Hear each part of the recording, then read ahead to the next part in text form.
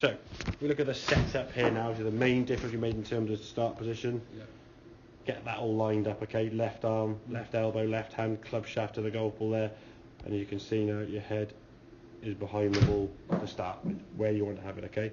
This one here, your head was in front of the ball. And because your hand was up nearer to your back leg, as a result now you had to move behind that green, that red line to get back on the golf ball. Now you did that, and you came back to the ball, but then you're moving this way as you hit the golf ball, and now how much head movement after shot there is, you finish quite a lot that way. So your head's moved a lot that way because it had to, and then therefore a lot of movement that way creates a lot of movement rocking back and forth, and that consistency is never going to be any good, okay? So this one here now where you start behind the golf, well yes, the swing's a little bit shorter. You can see your head now sort of stays on that sort of similar line to where it started. So when you come back to the golf ball, you can stay nice and stable. There's your impact. Very, very good position. As we said, lead arm, lead hand. Yeah. Nicely on that green line there, okay? And as you swing through here now, your head's kind of moving up a little bit. But when you finish there, you're not quite as far forward as you are with that one there, kind of toppling. Only because your head's gone a long way this way. It's almost like an elastic band being pulled back. The further back you move it or pull it, the further that way it's going to go.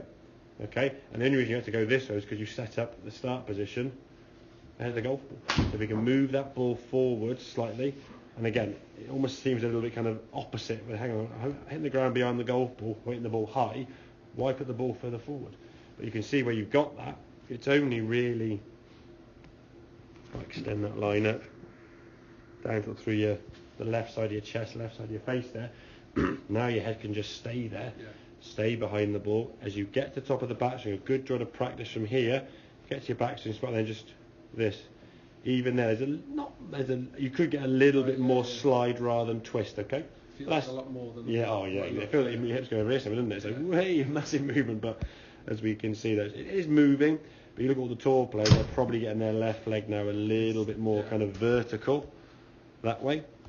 Okay, and that might be an issue with the hips in terms of your movement. Then maybe we'll have a chat with Chris and seeing is there sort of like some stiffness in your hips or range of motion that way, and getting that to move. I say as much as you can. I'd be on the range. Your warm-up swings, we sort of start off with the first and sort of bump it, then bump it a bit more, get down to then, and the third one just let your arms go and release through.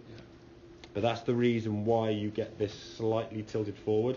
Not so much as you were, but if the hips rotate too much this way, the hips end up going in that direction, and the top half goes in that one. So if you do this here now, you're not going to want to fall back this way because you know that's wrong. So you'll kind of react to where your hips are going, but your top half going the other way. If the hips move better, which they certainly are, the hips moving towards target there, okay, in time that could move probably to about there, not there. And we're looking at probably half the width of your feet. So it's not a lot, but just getting you in that position. For me, the pleasing thing with this at the moment now, the impact we're getting into, with generally your arms and your top half really good. And that's why you've got so much more freedom now for your arms to kind of swing through. There's no kind of trap sensation with your arms when you swing through, sort of trying to get your own way or hitting the unmentionables. There's a lot much more freer release of the arms, okay? But if we just work on that hip movement, as I say, if the hips go this way, generally the head's going to stay back there. It's very hard, and I think you probably, if you put any speed to it, if your hip did go that way and your head went that way, you just fall over, which I don't think you'd allow yourself to do. So the hip kind of doing this, almost like one half goes the other way, the other half goes reverse that, okay? So up against that wall, just get used to bumping that hip. Just feel how far left can you move your hips, and you might feel a bit of pull down the right hip there, or the groin, or the leg, just a bit of tension there. But over time you get used to that movement, okay? Going back, I can go this way, okay. I can go a lot further that way because I'm obviously left-handed, so I can move a lot more in that regard than I can that way. So it's almost just like just building up that range of motion, so when it does go from here, it won't feel like you're going over here now so far because you're more flexible or more aware of that movement. Hip moves better, head stays behind the golf ball, strike something it better.